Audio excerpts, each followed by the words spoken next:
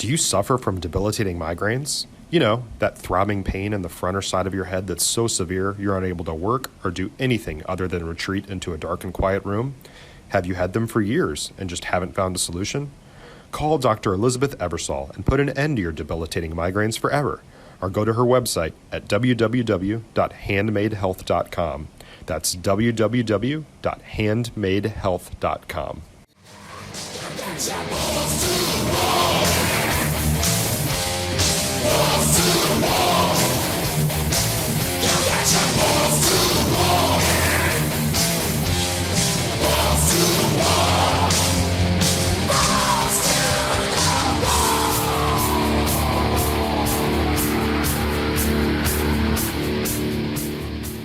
Well, hello, everybody.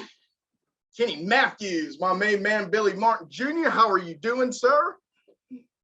Well, I'm pretty sure I'm positive for Corona, but I think I'm going to make it. Well, I guess it's not a bad week to be quarantined with it being cold. No chance to really play any golf outside. You know, you don't have any grass to cut. So well, we really do appreciate you guys listening to Balls on the Wall here. Happy New Year. Hope you had a great holiday season for you guys. Sorry about the late tape here today. I was out of town a little bit this week, but my man Billy and myself are here on this Friday afternoon here taping for you guys on episode number 16, Billy, which, man, we're getting close to 20, man. Who would have thought, man? It's not bad. Come on. We do appreciate you listening to us. We'd love for you to subscribe to us on YouTube and Rumble. Just hit the subscribe button there for us. That helps us out tremendously. Also like us on Twitter and Facebook. And we appreciate any of your comments to help with us with this. We enjoy this. It's one of my favorite times of the week to talk some sports with you guys. So we love suggestions. And we also love, hey, bring on the criticism. We're both thin skinned enough to look at it and say, hey, maybe you got a valid point or maybe you don't. But either way, we'd like to see you make a comment, you know.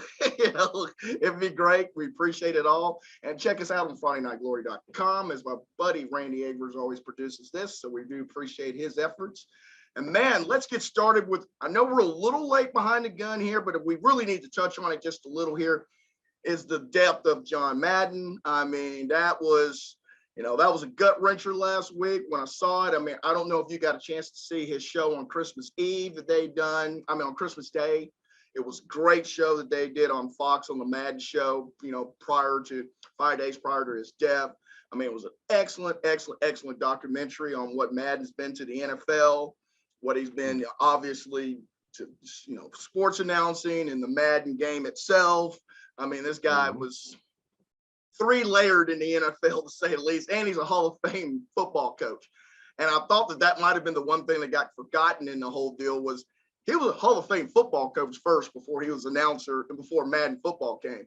And it bridges 4 generations now from that is being a football coach in the 60s, being an announcer in the 80s, Madden in the mid-80s, goes all the way to 2020s now, with people there. And I remember John Madden because I'm a devoted Steeler fan. So believe me, that was in my heyday of me learning what football was the Raiders and the Steelers playing every December in a Maylock special one way or another. So I had big time hatred for him at the time, but that came with respect because I knew that the Raiders were always going to be there ready to play against my Steelers as they tried to actually put my favorite player, Lynn Swann, into the cemetery every time they played back in those days back then.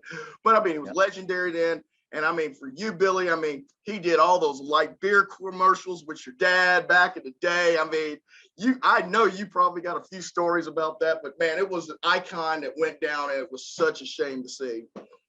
No, it was. I mean, such a cool story too. Guy was born in Minnesota, but basically raised in California, where his best friend was John Robinson, and they were both baseball and football guys, believe it or not. Robinson was a USC and the LA Rams, obviously, but they both went to Oregon on football scholarships. Madden left and went to Cal Poly. Cal Poly, yeah. Where he was an offensive lineman and a catcher on the baseball team. And he he ended up getting drafted. I think he was like 240 something pick. He literally got hurt in rookie camp. But their quarterback liked him. He was obviously a freaking football genius, right? And would ask him to watch film with him. And it was just the two of them. While he was hurt, he started doing this. And that kept going on. It was Norm Van Brocklin was the quarterback. And that's where his education and real love for the game became. And 2 years he lasted. He didn't really play. Started coaching college football at a school I'd never heard of, at his first school. And I saw that too. I was like, where is and that? And after 5 years, he went to San Diego State second. He went to Allen Hancock, I think was the first one, then San Diego State. And then Al Davis hires him to be a defensive coordinator after 5 years of college football. And at San Diego State, he was there with Air Coryell and Sid Glickman down there at San Diego State, man. So I mean, that's two heavyweights right there too that he was kind of under too. So well, and he had the highest winning percentage in NFL history. Yep. He was the seventh coach to win the Super Bowl. And, you know, it's such an amazing freaking guy. But then all the other stuff, he was such a good dude. Yeah. Okay. Yeah. He and my father met on those light beer commercials, right? And well, when Dad took the Oakland A job, oh yeah, he called his buddy John. John told him about this community in Black Hawk, California. Wow. So he bought my father a house there that was literally 3 houses down from Madden's. Wow. And John hosted Dad's bachelor party for his marriage to Jill, and I was there, and we had a lot of fun. But is he as genuine at off the camera as he seems like he was in person too? That's what I keep hearing. I heard he was the same. He might even be nicer off camera, if that's possible. I mean, so years later, after my father had passed, he heard I was at a party. He came and found me. Wow. And wow. He said, "Hey, I just wanted to tell you, my father raised quail at the house near him." And he's like, "I see your father's quail every day running across our backyard. It makes me think of him. I miss him." Really, really a good guy, man. I mean, really a good guy, and very genuine, and will be very definitely missed.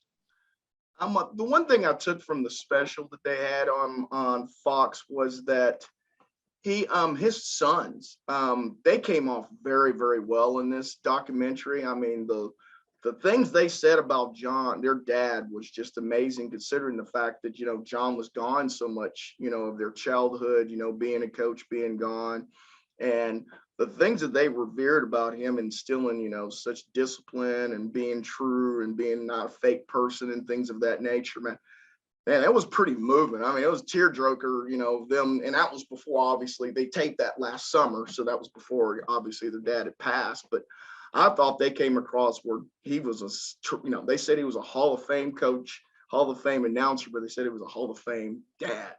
You know, and that's, you know, that's pretty good considering the amount of time he was gone, you know, away from the family, you know, and that's, to me, that was really moving. And I think that was the one thing that kind of caught John a little off guard there at the end of the doc was, you know, hearing his son say that. You could see the eyes open up a little bit, and you could tell that was the most important thing of the doc was what his son said. So that tells you a lot about the person, because I mean, there won't be one before John, there won't be a John after John either, just because, as we said before, somebody's been able to grace so many generations. You know, the only person that I had kind of a comparison to was Vin Scully. You know, I said Vin Scully was an announcer for 67 years. I said he's got, you know, 4 different generations that, you know, grew up listening to Dodger baseball, one way in Brooklyn or LA, whatever may be the case. But I said, Vin didn't teach, he didn't have a baseball game to teach young kids about football. I mean, that's, I've been hearing a lot from that younger generation. That we learned football from Madden. We didn't know what this formation was, what that formation was until the Madden game came out. And we didn't realize how important it was to the football players to be named on that Madden, on the all Madden team or be on the cover of the Madden game. Pat Mahomes said that was one of the biggest accomplishments of his career was being the face of the Madden game. So I didn't realize that it was such a huge deal for these, Lamar Jacksons and all these guys here. There was, Madden's in his 80s and he still has a big impact on 25 and 26-year-old men. I mean, that's crossing a lot of barriers, and it doesn't matter race or age, he connected, or gender. He used to teach a class to females about how to watch football. It was a class after he retired from football, at a university. That's crazy to me, So, I mean, yeah, he was an icon. And I think that the one thing when you say Raider football, yes, Al Davis may be the face of that just because he was always prominent in the news to people and everything, rightfully so. But believe me, John Madden is like very close 1B, when you think Raiders, because, nothing better than seeing that polyester pants on the sidelines and him being all flabbergasted, throwing his hand through his hair, yelling at the refs. And think about the iconic games that guy's been involved in. That's the other thing. You talk about the Immaculate Reception. You talk about the Holy Roller, the Ghost to the Post, you're talking about all-time football games that will never be forgotten. And John Madden is right in the middle of all of that, stopping the Dolphins' winning streak there out in Oakland when they won back-to-back Super Bowls. I believe it was like a 26-game winning streak or something of that nature. Madden's part of that. He left something here that will never be duplicated. Well, he and Robinson, think about this, him being so synonymous with the Raiders. As kids, their plan was to play baseball for the Yankees and football for the 49ers. Yeah. That was he and his best friend growing up, who also became an NFL head coach. I mean, think about that. Two best childhood friends, both accomplishing that. I mean, that's another just an amazing feat. And obviously, I knew how much my father loved me, and he was a great father to me. But he wasn't there very often, And I'm very lucky, but to hear his kids say that just expounds upon just the total greatness. Because you think about what that guy's days must have looked like. Yeah. Because I doubt he was just going, you coaches handle it. He was involved in everything. Yeah, that's and it was one of the things I kind of liked was his very first broadcast was with Bob Costas.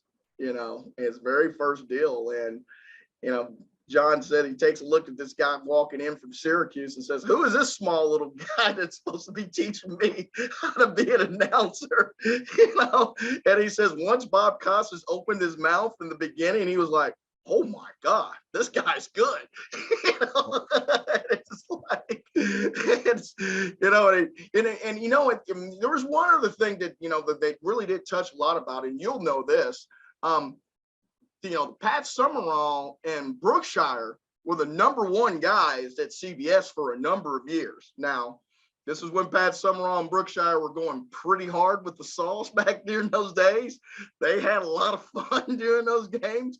But that was a huge deal when Madden broke up Tom Brookshire and Summerall in the announcing ranks at the time, because, this lineup at CBS is still ridiculous to me. They had Summerall, Madden, Costas, Vin Scully, and Hank Stram. I mean, wow. Yeah, wow. I mean, Gary Bender. I mean, you're talking about Hall of Fame guys all at CVS at the same time. And Bradshaw comes 2 years later. This is what I'm doing if I'm at their rock concert, right?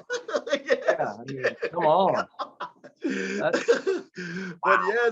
But I mean, some people know John Madden as announcer. Some people know him as a coach, like beer commercials. Some people just know him as Madden Game. I mean, he is famous in 3 different genres that, would be unprecedented for sure, and I hated seeing that, but I'm glad. I knew that, your dad knew him well. And I was like, I know Billy will have something for him on that because Bay Area guys, then at the Bay the same time when your dad got out there in 1980. So I was thinking, all right, there's got to be a connection here.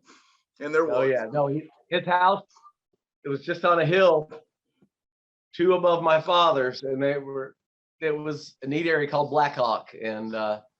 Man, it's funny, those Miller Lite commercials, I literally think my father would have paid them to be on the commercials. He had so much fun and made so many really lifelong relationships, like John, on those commercials.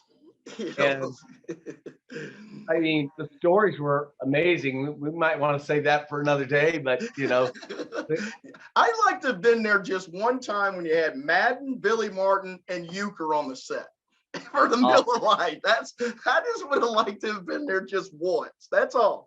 I would have had a lifetime of stories after that. Well, Rodney was the oddball, right? Yeah. Rodney was the guy that you just never knew how to take. And Dad said that some of the guys would give Rodney a hard time just because they loved hearing his comebacks, right? Because he'd come back with these funny, up yours. And one of the funniest ones Dad said was Boom Boom Washington was giving Rodney a hard time, making fun of what he was wearing. And Rodney finally said, "Hey, Boom Boom, you got any sisters?" And Boom Boom said, "Yeah, I got a sister. Why?" He goes, "Yeah, what's her name? Bang Bang?" People don't know who Boom Boom Washington is. He was a great character on Welcome Back, Kotter. Yes, he was. Absolutely. So, yes. And they were really drinking. They were really drinking during those commercials, especially the group ones.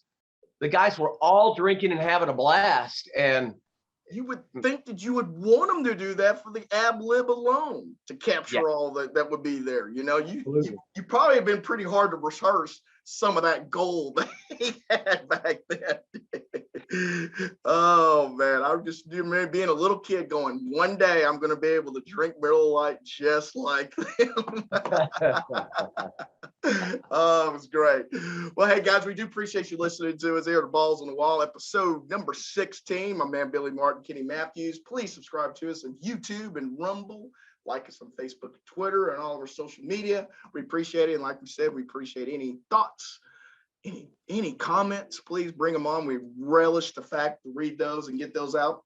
And I'd like to talk a little bit about the semifinal games. We're not going to stay long on it because they both were pretty much boredom last Friday, between Cincinnati and Bama and Georgia and Michigan.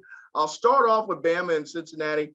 I thought Cincinnati's defense played well enough to be in that game. I thought they wore down late. It was the Cincinnati offense that really failed them last week against Bama, which are we surprised that Bama had a great defensive effort in a big game? Not really. Yeah. No. I think they showed well. I mean, I think Cincinnati, considering the way the world expected them to just really take a whipping, I thought they hung in there. Yes, it did. A couple things go right for them. They didn't give up. They kept grinding, and it's not. They're not out playing the teams that Bama's playing every day. It's a different world, man. Yeah. Well, and I thought that Cincinnati showed. I've been hearing the backlash since. They shouldn't have been there. Who should have been there in front of them? I think the same thing would have happened to them. Whomever you want to say, a Baylor, whoever would have been in it. I think Alabama would have still won the game, as not as convincing, close to the fact. I mean, clearly all year, Bama and Georgia have been the best teams in the country anyway. I mean, you could have said Ohio State there for a period that could have maybe competed with them, I think, for a period of time. But I mean, after the way Michigan beat them the last game of the season, you couldn't have put Ohio State in that Final Four at that point in time. So I didn't have a problem with the 4 teams that they had in there. I just thought that the 2 teams, Georgia and Bama, were clearly a step above the other 2 teams. And you almost have to have a perfect game or a lot of things go right for you to win that game, you know. And I mean, it's Bama. I mean, it seems like you have a different quarterback every year for Alabama, and they're still in the championship game. You know, we always hear about you need a quarterback with continuity to build up and all this stuff. Nick just says, all right, see you go. We'll bring in the next guy. I mean, wasn't Mac Jones just there last year and, you know, winning this thing? You know, it's like, and now we got a sophomore, or I guess sophomore eligible that comes in. He just wins the Heisman the next year. You know, no big deal. And normally when you win the Heisman as a trophy as a quarterback, you have a horrible bowl game. He didn't have that case last week. So, right. You know, and in the second game, I just, you know, Georgia responded after getting beat 41-24 in the SEC championship game. The Bama, we didn't know what kind of Georgia team was going to come out, but obviously we knew that there was going to be a brick wall that was established, and Michigan couldn't do anything at all against that brick wall on both sides of the football. Yeah. Who's running the football against that defensive line and set of backers? I mean, you better be able to pass the football, and you better be able to throw it past the linebacker. Yeah. Right?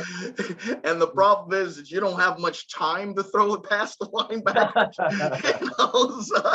You know, and it made Michigan one-dimensional, which they really, you know, they're not a strong passing team in the first place anyway. They want to run the football. When they couldn't muster any running game then, that allowed Kirby Smart just to kind of rear back and get after the quarterback, which they did. I thought that then the Stetson kid, you know, for Georgia played really well for them. You know, I believe he was like, gosh, let me think. I got his stats here somewhere here. Yeah, he's 20. I mean, he was 20 of 30 last week for 313 yards and 3 TDs. I mean, he was kind of the question mark going in, you know, because the Daniels kid wasn't available for Georgia. I mean, you get a 20 out of 30 and 313 yards and 3 TDs. That's something you could beat Alabama with this coming Monday, you know, and no INTs, you know. So, I mean, it won't be as easy as it was this past Friday. But, I mean, you know, you get that kind of a play there, I think that we could have a pretty good football game come Monday night between Bama and Georgia this time around, the second matchup.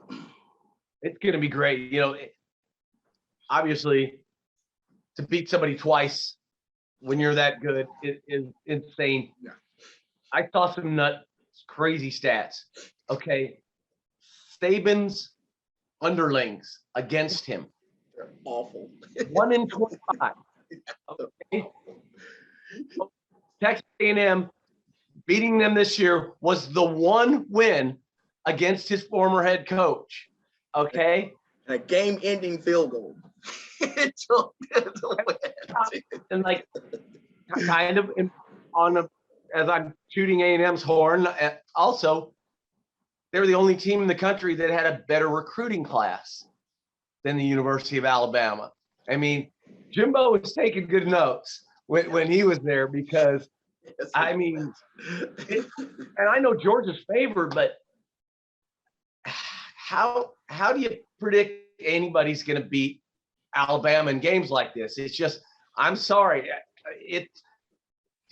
Bama's obviously going to have to throw the football. They're going to have to throw it deep, but they're pretty good at that. And it's going to be interesting to see what defensive things they do. I mean, I'm thinking if I'm them, their number one receiver is out, right? Yes, Minskus. Yeah, I was going to say that. That's one thing. He has 96 catches on the year and whatever. He's not playing on Monday, so you can afford now to pay a lot of attention to Phillips, the other wide receiver now, because he's not there. So that kind of probably changes your defensive scheme this time around than it was the last time those two teams played. But yeah, he is out, and that's huge. Now I do feel there is a huge advantage at Bama at the quarterback position and obviously at the head coach position. Those are just two things that you can't argue about. They're considerably better in both of those spots. I mean, I'm not saying Kirby Smart is a bad coach by any stretch of the meaning. It's just you're going up against the GOAT. I mean, it's just all to it. I mean, it's, you can say Tom Landry's a great coach too, but he wasn't better than Vince Lombardi at the time. There's no slight on Landry at all. It's just you're going up against the best of all time right now. Until you knock him off that pedestal, it's hard to go against them. It really is. Yeah, I mean, you think about I'm putting my number one cover guy on the number 2 receiver. Yeah. And I'm double teaming the number 1 guy.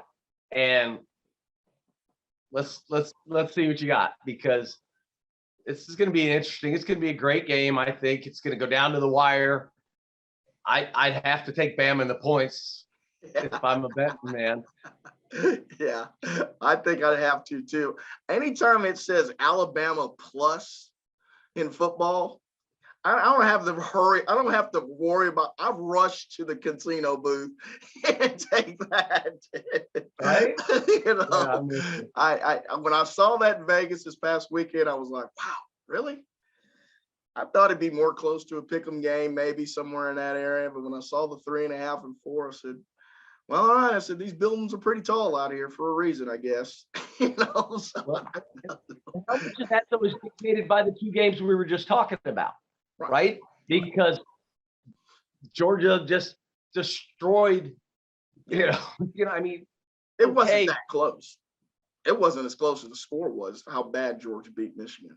And there was a lot of talk that Michigan may pull off an upset, from a lot of people that were a lot smarter than me, going into that game last week. And it was an NC, it was a no contest.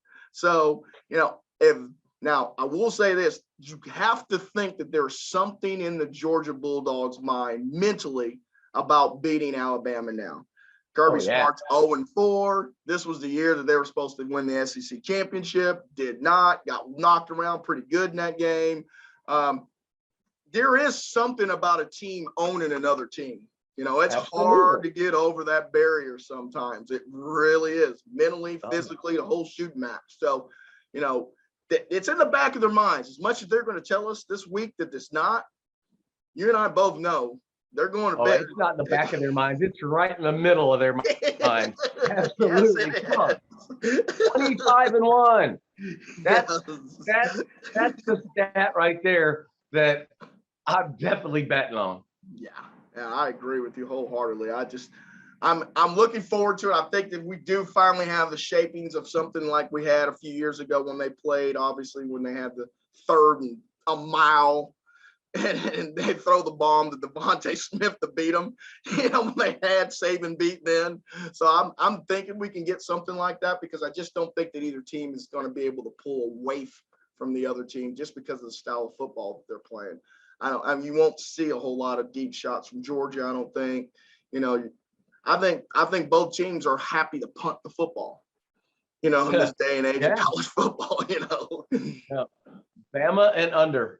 Yeah. Is the way to go there, right? That's what I'm thinking. I'm kind of thinking the same thing too myself, buddy. I really am.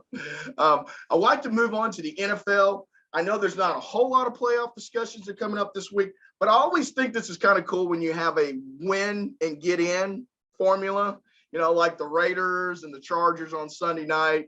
They're both coming in 9-7. You just got to win the game to get in. So the playoffs to me always kind of start a week earlier, in that aspect there. I would have to say this. We've talked about the Raiders and Gruden and all the stuff, throughout, other podcasts. That's a heck of a job to keep that team focused, considering the Ruggs situation, the Gruden situation. Then you have the kid last week that gets the DUI after the win against the Colts last week when I was in Vegas last Sunday. Man, that's a whole lot of things just to try to overcome. And that's not winning one football game. You know, that's all off the field kind of crap. So you have to kind of give the Derek Carr, the much maligned Derek Carr, I would say. He gets maligned pretty good, but he's gutted out a pretty good year this year, I thought. Yeah, I couldn't argue with you there at all. When you have that many built-in excuses, and you still find out a way to go out there and perform and win, that's what I was thinking.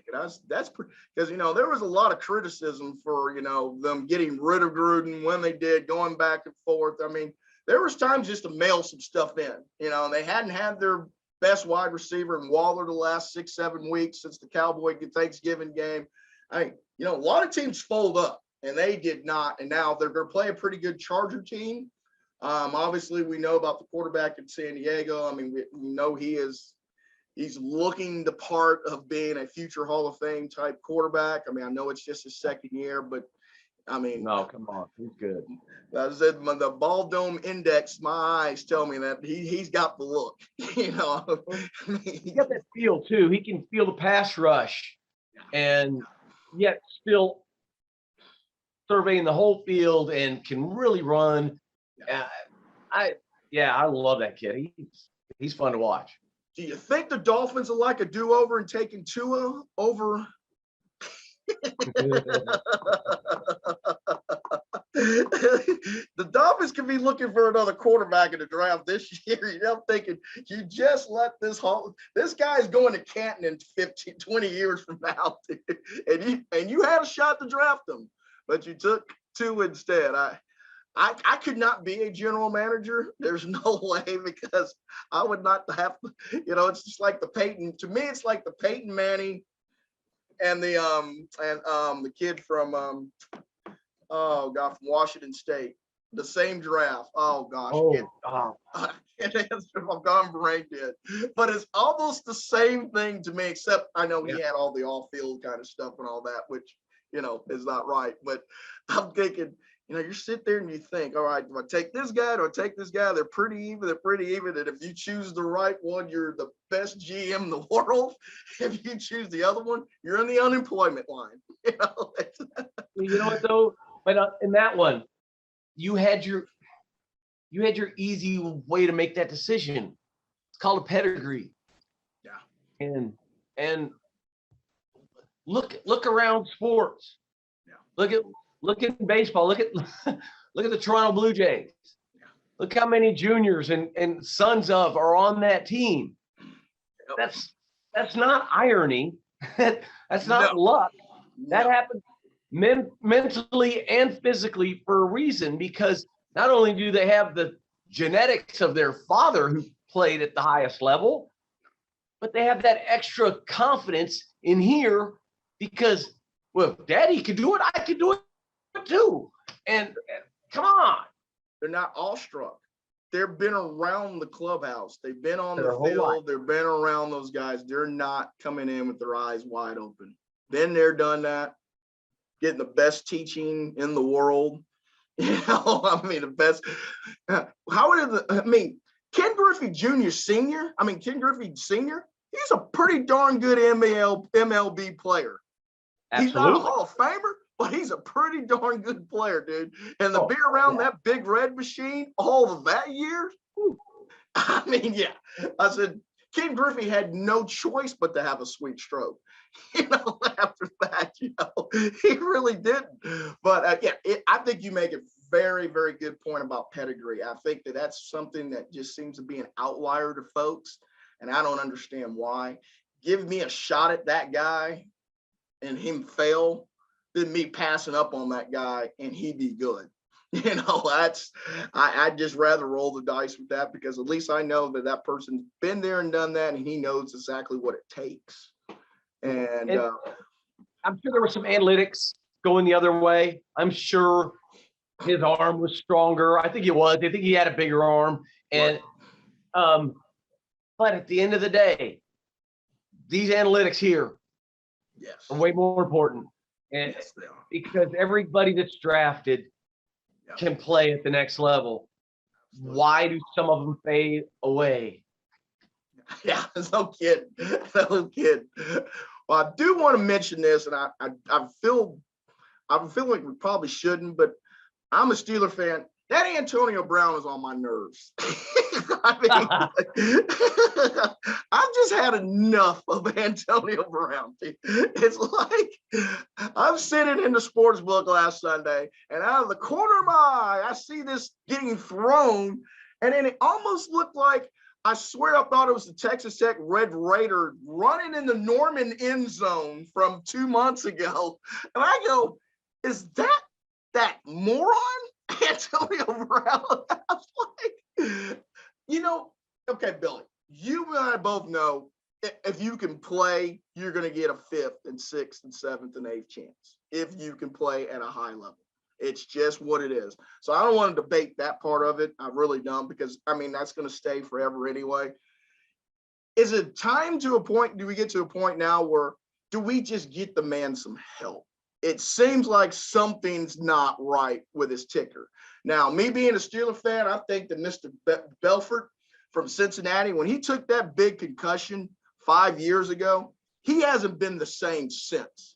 Because everything that Tomlin said about Antonio Brown was hardest working guy in the world, brought his lunchbox to the stadium, took care of his business, didn't have any off-field issues at all, was a well-liked teammate. Said Big Ben was his best friend.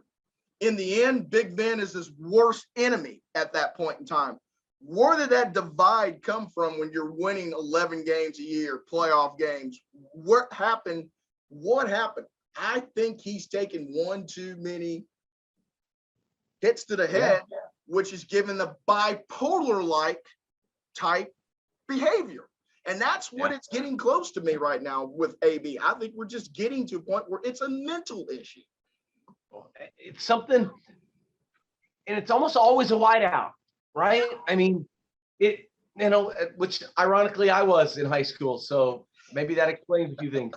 But I mean, why are those guys always the ones that storm off, that blow up, that freak out, that make the scene? I mean, I realize they do things that, I mean, come on, you go lay out for a football across the middle in the NFL. I mean, but I bet you nailed it when you said the shots to the head. I mean, it has to be. It's the only thing that makes any kind of logical sense when you put pen and paper to it, because it's time and time and time again of major erratic actions. I understand getting heated on the sidelines and saying things between coach and all that. That happens all the time.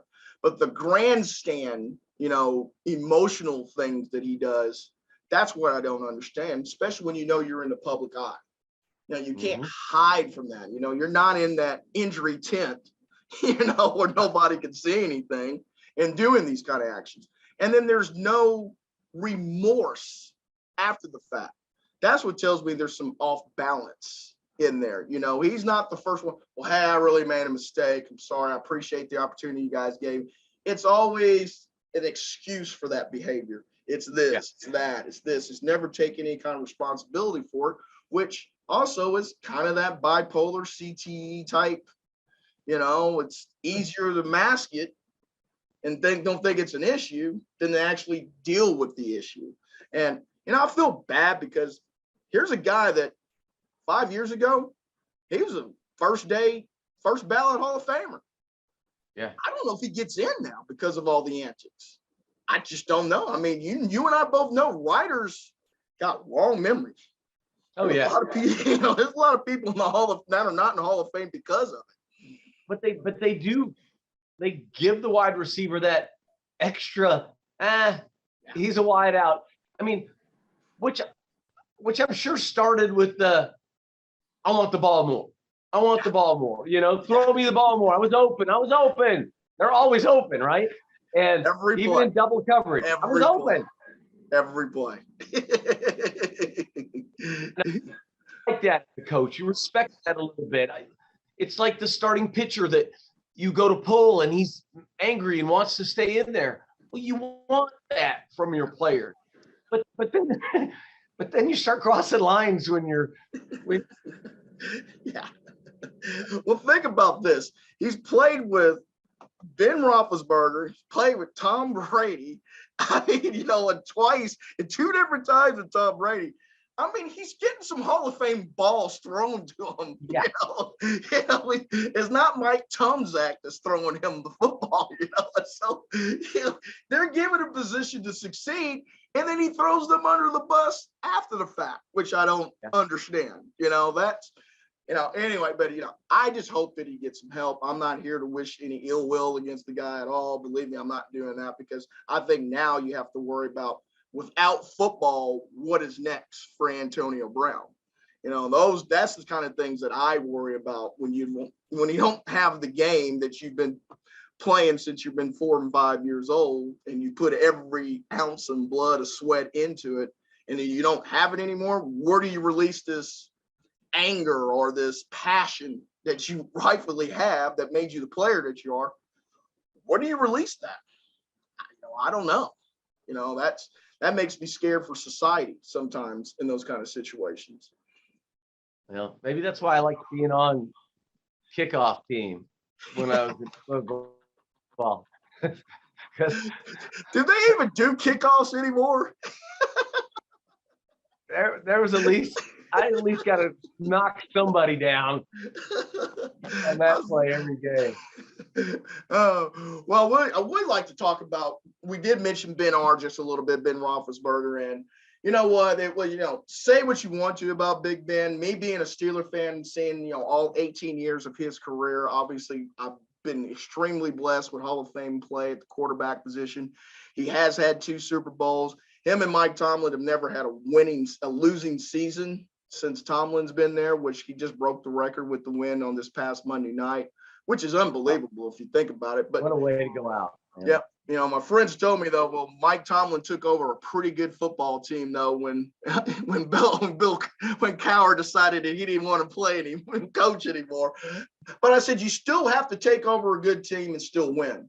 It's kind of like what George Seifert had to do that in 49ers, when Bill Walsh walked away. There's expectations still that you need to be Super Bowl or bust. And he was. But how many years ago was that? Yeah. That's still pretty damn good. So, yeah. Pretty good. But Ben R, he played it. I thought Ben R played it the right way. He was a hard person to sack. He stood in there in the pocket. He had 3 and 4 guys wrapped around his legs and his arms, back. He was still able to get the ball off somehow.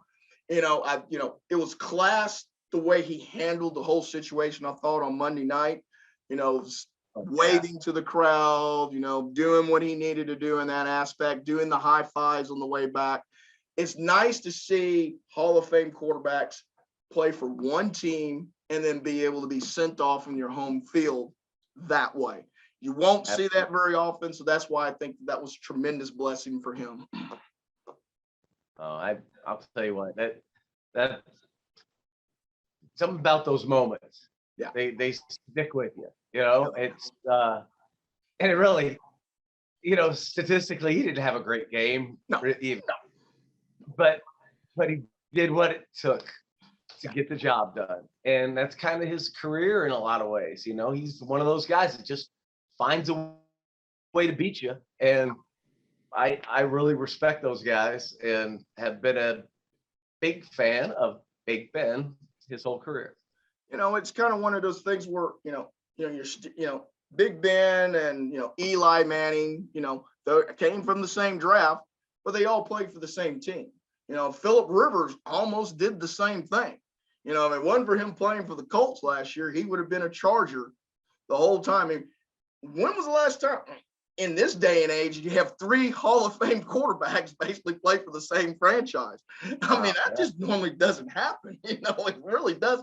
Because, Montana and Kansas City, Steve Young was a Tampa Bay Buccaneer, so you always seem like you get, Warren Moon was an Oiler, but then he was a Viking at the end, so it's, Matt Ryan, I guess, would probably be the next guy that I don't know if I don't think Matt Ryan's a Hall of Famer, but I know his numbers look like he's going to be a Hall of Famer maybe one day, but I don't think he's a Hall of Famer. But he's a guy that actually played for one team. during this time. Matthew Stafford almost did that until this year with the Rams. So, it's not like it's commonplace for these guys to stay in one place for a long time. And that's a lot of scrutiny in that position too. You got to have a little thick skin, because the newspaper's going to, if you got some warts, the newspaper's going to find them out over the years. And Big Ben, absolutely. And Big Ben, he didn't go unscathed in that aspect either. I said he had a situation in Atlanta, and I mean, about it, I know about it. And as we kind of said off, before we started this whole thing, it stinks that public perception is you're guilty until proven innocent. But our founding fathers said you're innocent until proven guilty. Why is that not the case with Ben R?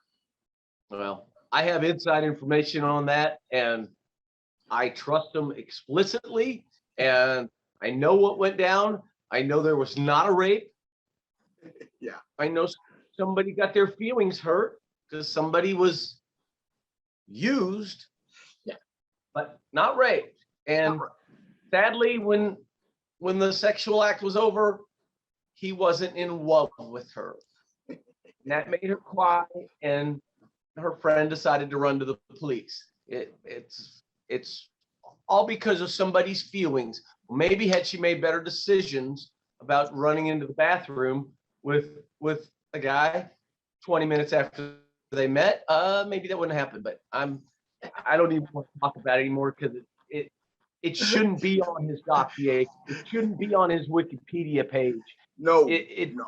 Those things didn't happen to the rest of us when we were going through life, and it's terrible. When you're on a kamikaze mission, don't have too many kamikazes is what I call it. I said, if your intent was to do something, make sure you're sober before that happens.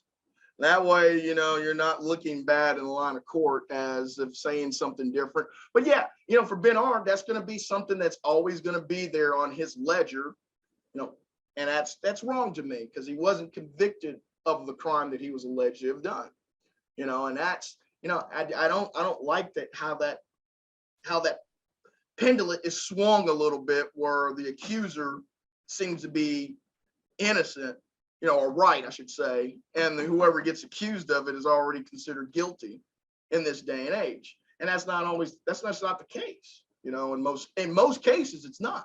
It's a jaded girlfriend. It's a jaded one night stand. It's, whatever may be the case. It's like, well, let me extort money or attention or fame.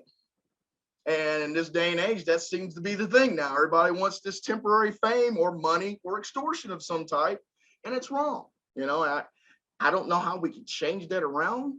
Probably can't change it around, but I mean, turn your phone on record whenever you're in a moment that you're concerned, because that's not all you can save yourself with.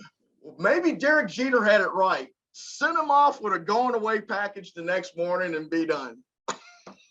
And he only gave one girl a package twice in history. But no, that's not all he did right. Derek was a sharp kid, man. My very first client was his A-ball roommate. Wow. And so his agent and I got along real well. So if I was in town, I'd take them both out to dinner, and we'd go out afterwards, and vice versa. And so, but Derek was always thinking about priorities, and always thought ahead. Always yeah. thought ahead. Oh. So I remember we're out at St. Patrick's Day. We have dinner. We go out to a bar. Getting around midnight, Derek says, "Hey, pal, thank you so much for dinner. Had a blast. I've got rehab in the morning on my hamstring. I'm going to go early." Wow, this kid's an A-ball, and he was that smart. And now, when he became a major leaguer, and by the way, back then he had a poster of Mariah Carey on his wall. Wow. So okay. Years later, he got to the big leagues, dated her for a while, and then dumped her. But anyway, he got the prize eventually. But here was his move as a major leaguer. This was really bright. He would go out to a bar after a game, and he would have usually 2 bodyguards with him. Okay. Makes sense. And not for the purposes people are thinking. Not that Derek Jeter couldn't handle himself. He was a 6'4" major league athlete. Right. It was so he didn't have to. But he'd be at a bar having a good time, and he'd notice, you know what? I like all these people. It's starting to get late. So he'd just say to a whole group of people, hey, I own the top floor of a Trump building. I have my own bar. Right. I want to invite you guys all there. Drinks are on me. And they would go to his bar. And it was just like a working bar, except for all the drinks were free, dance floor, television screens. One rule, though.